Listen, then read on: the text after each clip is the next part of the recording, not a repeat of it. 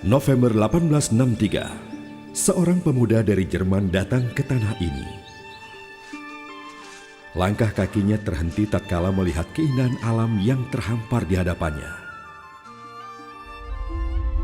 Akankah kerajaan Allah juga hadir di tempat ini? Di saat rasa senang dan takut bergejolak dalam hatinya, Tuhan menjawabnya dengan sebuah penglihatan. Orang-orang akan berbondong-bondong datang ke gereja, dan bunyi lonceng gereja akan terdengar dari berbagai tempat di Rura Selindung ini. Ia pun membalasnya, "Ya Tuhan, hidup atau mati biarlah aku berada di tengah-tengah bangsa Batak ini untuk menyebarkan firman dan kerajaan-Mu."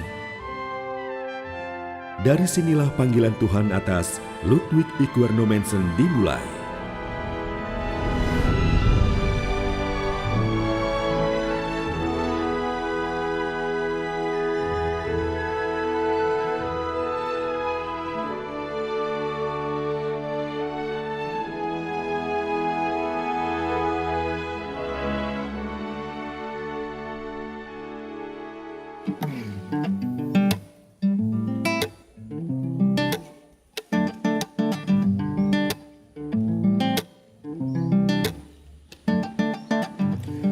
Parong mio puta sino mensen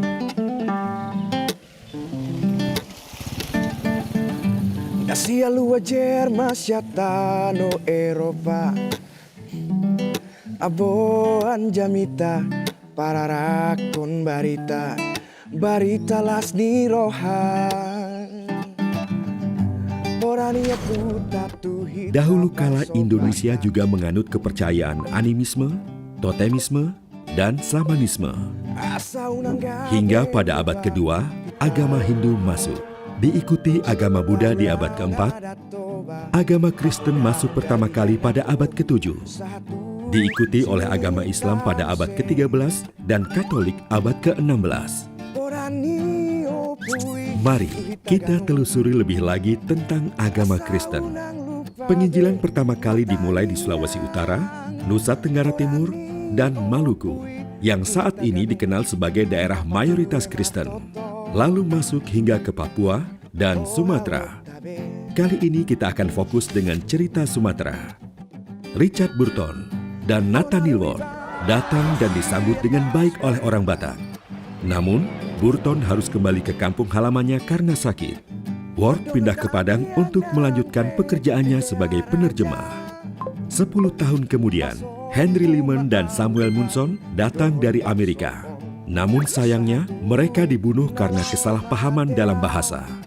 Franz Wilhelm Junghun, ahli bahasa yang datang untuk belajar bahasa dan budaya Batak untuk disebarkan ke Eropa. Herman Neubronner membuat kamus bahasa Batak Belanda. Gerrit van Asselt mulai melayani di Sipirok. Dan pada 1861, 2 orang Batak menerima Tuhan dan dibaptis. Haleluya! Dan akhirnya, Non Mensen tiba di Padang pada 1863. Sejak saat itulah penginjilan yang sesungguhnya dimulai di Tanah Batak.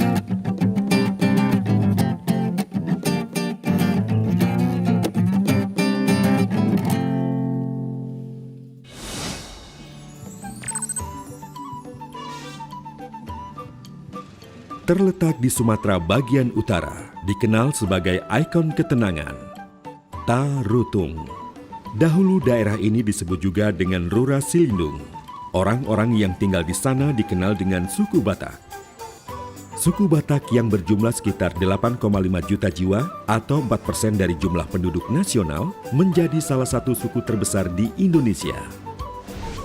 Suku Batak dikenal memiliki hubungan kekerabatan yang erat satu sama lain. Hal ini bisa dilihat dari kebiasaan orang Batak Marta Rombo atau mencari hubungan saudara dengan orang lain melalui marganya. Suku Batak memiliki bahasa dan aksaranya sendiri. Saat ini bahasa Batak masih digunakan sebagai bahasa utama di daerah Batak atau di sekitar Danau Toba. Mayoritas suku Batak bermukim di Sumatera Utara. Suku Batak terbagi lagi menjadi Toba, Simalungun, Karo, Pakpak, Angkola, dan Mandailing. Sebelum konsep agama dari luar masuk, suku Batak dikenal menganut kepercayaan terhadap roh-roh nenek moyang. Namun saat ini di Tarutun, di sepanjang jalan terlihat gereja-gereja yang berdiri kokoh dan 92% penduduknya beragama Kristen. Sumatera Utara diapit oleh Aceh dan Padang, yang dikenal memiliki pengaruh Islam yang sangat kuat. Lalu bagaimana bisa Kristen menjadi agama mayoritas di Tarutung? Orang-orang meyakini alasan utamanya adalah karena satu sosok ini. Obat segala macam isi Nomensen ini, makanya penyakit pun berkuranglah. Anak-anak pertama diajar-ajarin semakin berkembang. Yang saya rasakan kehadiran Nomensen di Tanah Batak, saya menjadi semakin dekat kepada Tuhan. Nomensen adalah pribadi yang luar biasa. Dia datang di tengah-tengah orang Batak. Dia sangat berhasil membawa Injil, kabar sukacita kepada orang-orang Batak yang pada saat itu belum mengenal kekristenan. Satu dari 3 misionaris Kristen paling terkenal di Jerman, juga diakui sebagai misionaris yang paling berhasil dalam penginjilan, Nomensen. Lahir pada 6 Februari 1834. Di usia 12 tahun, ia mengalami kecelakaan yang membuatnya harus terbaring di tempat tidur selama 1 tahun.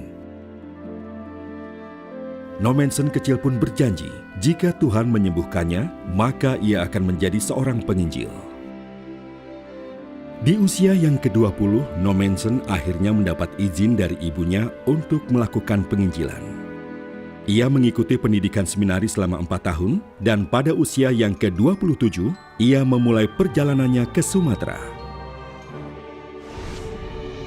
Nomensen tiba di Padang tahun 1862, lalu pergi ke Sibolga dan Barus.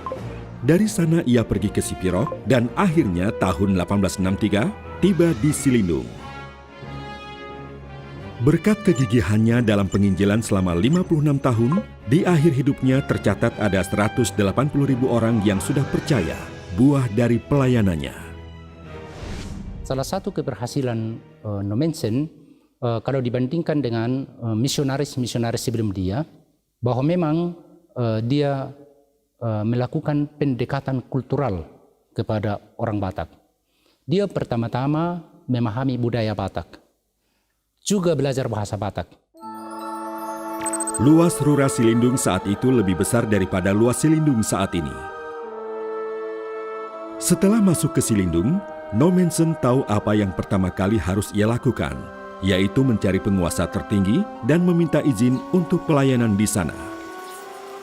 Orang yang akhirnya ia temui adalah Raja Amandari Lumban Tobing. Raja Amandari membantu pelayanan Nomensen selama 7 tahun. Jadi memang pendekatan yang dilakukan oleh Nomensen itu sungguh brilian. Saya pikir sungguh brilian. Seandainya mungkin dia langsung kepada pribadi-pribadi tanpa persetujuan dari raja, mungkin dia akan menghadapi kesulitan. Dan itulah mungkin yang dihadapi oleh banyak misionaris yang lain. Walau sudah berhasil masuk ke Silindung, orang-orang Batak tetap was-was terhadap si Botar Mata, si Mata Putih, Nomensen. Hingga akhirnya terjadilah sebuah tragedi yang sangat penting dalam perjalanannya.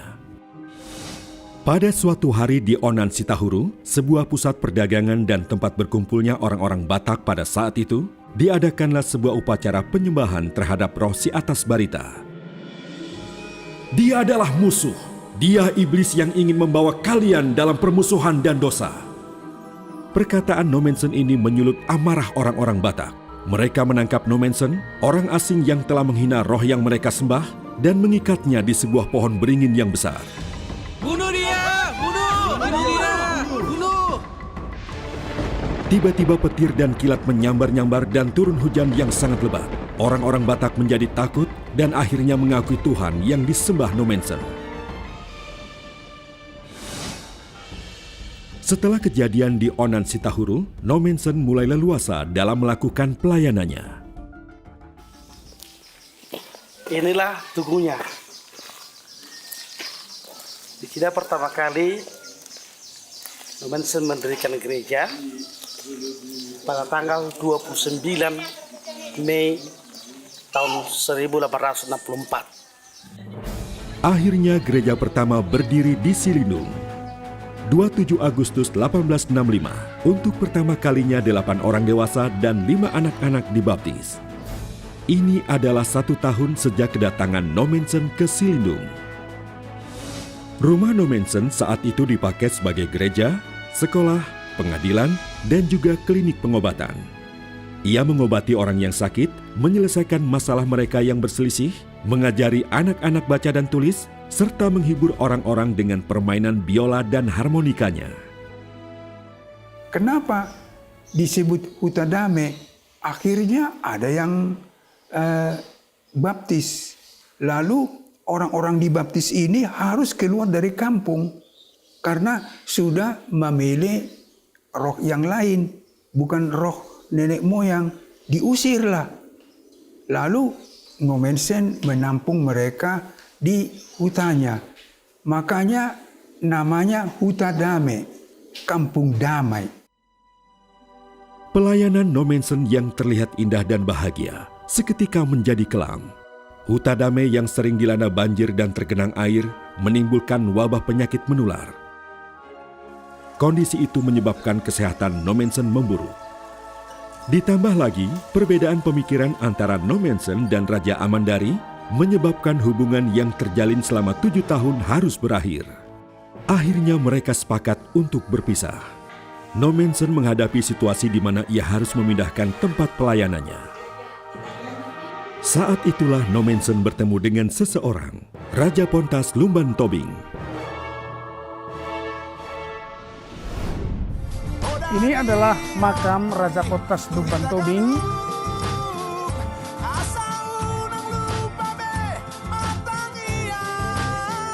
Kapanpun Nommensen meminta bantuan Raja Pontas, tidak pernah ditolak.